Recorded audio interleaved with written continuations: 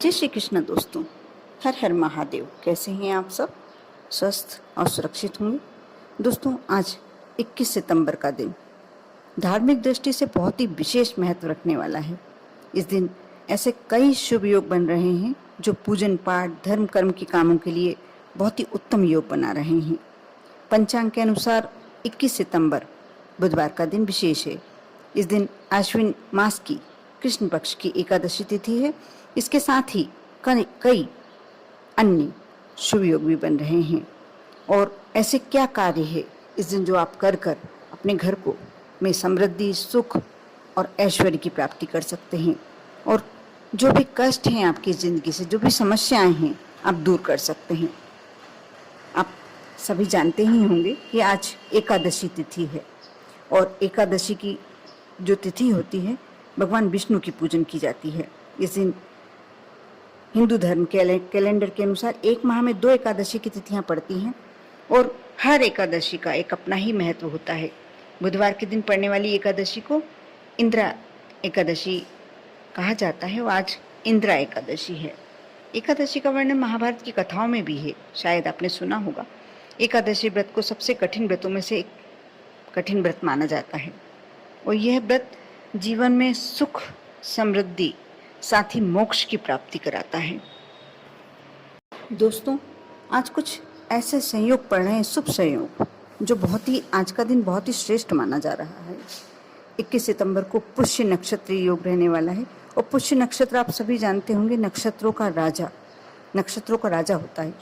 और ये नक्षत्र आप कुछ भी शुभ कार्य करना चाहते हैं, वैसे ऐसा कहा जाता है कि श्राद्धों में शुभ कार्य निषेध होते हैं, लेकिन पुष्य नक्षत्र के कारण यदि आप कोई भी शुभ कार्य करना चाहते हैं, कुछ खरीदारी करना चाहते हैं, तो कर सकते हैं। साथ ही इस नक्षत्र में यदि किसी बच्चे का जन्म होता है, बहुत भाग्यशाली होते हैं। इसके साथ ही इस नक्षत्र को शुभ कार्य करने के लिए कोई भी शुभ कार्य कर सकते हैं, बहुत ही उत्तम योग माना जाता है। इसी प्रकार चंद्रमा को कर्क राशि का स्वामी माना गया है, और चंद्रमा को मन का कारक भी बताया जाता है। जब कोई ग्रह अपनी ही राशि में होता है तो ये राशि योग की तरह फल प्रदान करता है, और आज कर्क राशि में चंद्रमा है जो एक राजयोग की तरह आपको फल प्रदान करेगा। उसी प्रकार आज बुधादित्य योग है। कन्या राशि में इस दिन सूर्य और बुध की युति रहने वाली है। इस युति से बुधादित्य योग बन रहा है, जो एक बहुत ही शुभ संयोग है और इस दिन की शुभता को बढ़ाता है। कन्या राशि का स्वामी बुध है, जो इस दिन अपनी ही राशि में गोचर कर रहा है। मकर राशि में शनि और मीन राशि में गुरु का गोचर, ये भी एक बहुत ही शुभ संयोग माना जा रहा है। यानी आज का दिन देखा जाए तो बहुत ही श्रेष्ठ है। मकर राशि का स्वामी शनि है, मीन राशि का स्वामी बृहस्पति यानी गुरु है, और ये दोनों ग्रह भी इस दिन अपनी अपनी राशि में विराजमान है, जो एक अत्यंत शुभ योग लेकर आ रहा है। और बुधवार के दिन वैसे भी गणेश जी की पूजा के लिए उत्तम दिन माना गया है। बुधवार को एक साथ इतने सारे शुभ संयोग बनने के कारण गणेश पूजा का महत्व बढ़ जाता है। गणेश जी को विघ्नहर्ता कहा जाता है। गणेश जी की पूजन से बुध ग्रह और केतु ग्रह की अशुभता दूर होती है। वैसे भी जो ये पितृपक्ष की एकादशी होती है, वह अपने आप में एक विशेष महत्व रखती है। इस दिन पद्म पुराण के अनुसार यदि इंदिरा एकादशी पे जो व्यक्ति व्रत रखता है, भगवान विष्णु की पूजन करता है, पीपल का वृक्ष की पूजन करता है, और दोपहर में श्राद्ध कर्म करके पितरों को तर्पण करता है, उसकी 7 पीढ़ियाँ तृप्त हो जाती हैं। इस दिन पूर्वजों के नाम किए गए दान से 7 पीढ़ियों के पितर को बैकुंठ की प्राप्ति होती है। ये एकमात्र एकादशी है जो श्राद्ध पक्ष में आती है। इस साल पितृपक्ष की एकादशी जैसे मैंने बताया 21 सितंबर, लेकिन शुरू ये हो रही है, आरंभ हो जाएगा इसका 20 सितंबर को रात को 9:26 से आरंभ हो चुका है, और समापन होगा 21 सितंबर को रात को 11:34। इसलिए 21 सितंबर को ही पूरी एकादशी है। और आप क्या कर सकते हैं ऐसा जो पितृपक्ष की एकादशी आपके लिए शुभ जो संयोग लेकर आई, आपको उसका लाभ प्राप्त हो सके। श्राद्ध पक्ष की जो एकादशी है, इसमें पितरों को जल में काला तिल मिलाकर तर्पण अवश्य करना चाहिए। इस दिन तर्पण, पिंडदान, ब्राह्मण भोजन, जीवों को भोजन कराने से पितर तो तृप्त होते ही हैं, अनेक आशीर्वाद प्रदान करते हैं। कहते हैं एकादशी का श्राद्ध करने वालों को समस्त वेदों का ज्ञान की प्राप्ति होती है और समस्त सुखों की प्राप्ति होती है। एकादशी पर तर्पण, पिंडदान के अलावा आप वस्त्र दान करते हैं, अन्न दान करते हैं, काले तिल का दान करते हैं, गुड़ घी का दान करते हैं, नमक का दान करते हैं, सर्वश्रेष्ठ होता है। आप 12 महीने में दान करते हैं, उसका इतना महत्व नहीं होता जो आप पितृपक्ष में, उसमें भी एकादशी को जो दान करते हैं उसका एक विशेष महत्व होता है। और ऐसा कहा जाता है कि जाने अनजाने में अपने कर्मों के कारण जो यमराज का दंड झेल रहा है, जो पितृ उनके यमराज का दंड झेल रहे हैं, उन्हें भी उनसे मुक्ति मिल जाती है। तो ये हमारे लिए सबसे ज़्यादा अच्छी में एक अवसर होता है कि हम कुछ ऐसा करें जिससे हमारे पितरों को कष्टों से मुक्ति मिले और पितर हमारे तृप्त हों। एकादशी के दिन विशेष तौर पर वैसे भी पीपल के वृक्ष की पूजन करना ही चाहिए, विधान होता है ऐसा, और इससे भगवान विष्णु तो प्रसन्न होते ही हैं, माँ लक्ष्मी भी अत्यंत प्रसन्न होती है। पितरों के आशीर्वाद से घर परिवार में हमेशा सुख समृद्धि बनी होती है। पितृपक्ष में और वह भी एकादशी के दिन आपके घर में आपके पितर किसी भी रूप में आ सकते हैं, इसलिए किसी ज़रूरतमंद को यदि आपके द्वार पर कोई मांगने आया है तो उसे कभी भी भूखा नहीं जाने दें और अपशब्द ना कहें।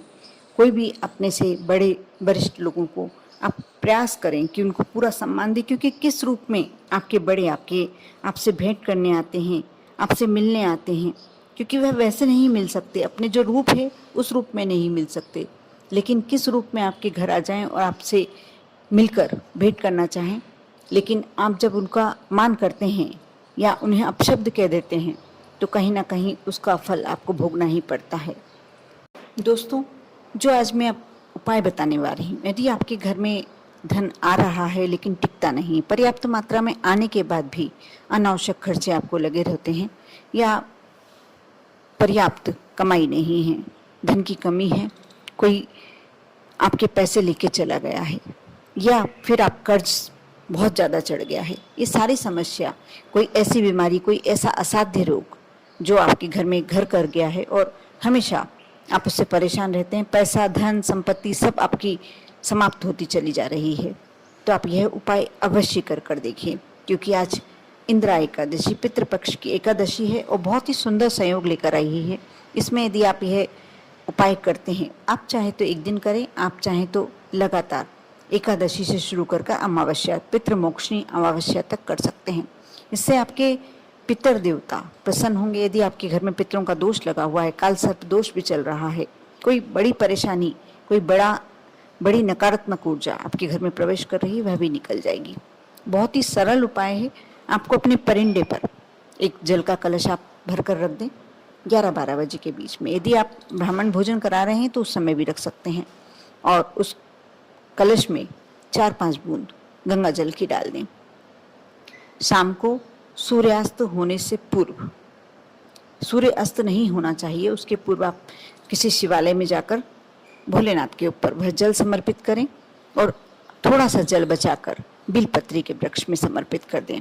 यदि आसपास कहीं पीपल का वृक्ष है वहाँ समर्पित कर दें, और थोड़े से काले तिल हाथ में रख कर ले जाएं। भोलेनाथ पर भी आपको काले तिल चढ़ाना है, और बिलपत्री के नीचे आपको काले तिल नहीं चढ़ाना है, पीपल के वृक्ष के नीचे आपको काले तिल चढ़ाना है, और शाम के समय ये तीनों जगह आप दीप प्रज्वलित कर आ जाएं।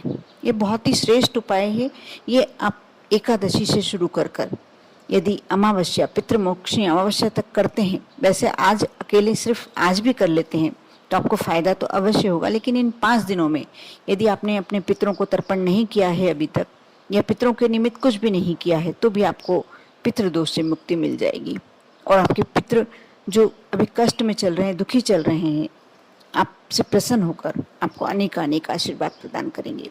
ये तो हुआ पहला उपाय, बहुत ही सरल उपाय है। सिर्फ आपको गंगा जल और थोड़े से काले तिल चाहिए।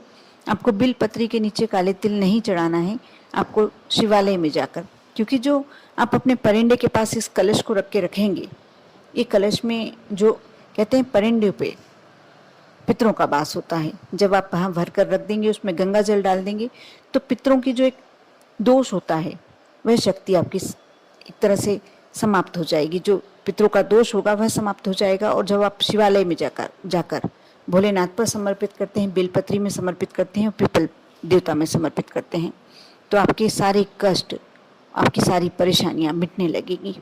हाँ, एक आपको काम और करना है। जब आप दीपक प्रज्वलित करते हैं, भगवान भोलेनाथ के समक्ष 3 बार ताली बजाकर अपने मन की कामना रखें, अपनी विनती जो भी आपकी बात है सहज भाषा में भोलेनाथ के समक्ष कहें, क्योंकि कहते हैं कि जिन पर शिव जी प्रसन्न है, जिन पर भोलेनाथ प्रसन्न है, उन्हें कोई भी दोष उनकी जिंदगी में नहीं लगता, न पितृ दोष, न काल सर्प दोष, न कोई राहु केतु से संबंधित परेशानी, न शनि से संबंधित परेशानियां। सारी परेशानियां खुद ब खुद समाप्त होती चली जाती हैं। ये छोटा सा उपाय आप अवश्य करें। यदि आपने आज व्रत किया है तो बहुत ही श्रेष्ठ, नहीं भी किया है और फिर भी ये उपाय करते हैं आप पितरों के निमित्त, यदि आप तर्पण कर रहे हैं, ब्राह्मण भोजन करा रहे हैं, वो तो श्रेष्ठ है ही। यदि नहीं करा पा रहे हैं किसी कारण से, तो कुछ ना कुछ ऐसी वस्तु आप अवश्य दान करें जिससे आपके पितरों को शांति मिले। और नहीं, वह भी नहीं कर रहे हैं तो आप यह उपाय आज के दिन अवश्य करें। कर सकते हैं तो लगातार पितृमोक्षणी अमावस्या तक करें। मुझे विश्वास है, कैसी भी आपके जीवन में परेशानी है, कैसी भी समस्या है, सारी समस्याएं भगवान शिव भोलेनाथ स्वयं हर लेंगे और आपके जीवन में सुख, संपत्ति, धन, माँ लक्ष्मी, सभी चीज़ें जो आप चाहते हैं, ऐश्वर्य जो सब आप चाहते हैं, सारी वस्तुएं आपके जीवन में प्रवेश कर लेंगी। कर देखें, विश्वास बनाए रखें। विश्वास के साथ आप जो भी उपाय करते हैं अवश्य फलीभूत होता है, अवश्य आपका जीवन में वह साथ देता है। कर देखें। ओम नमः शिवाय।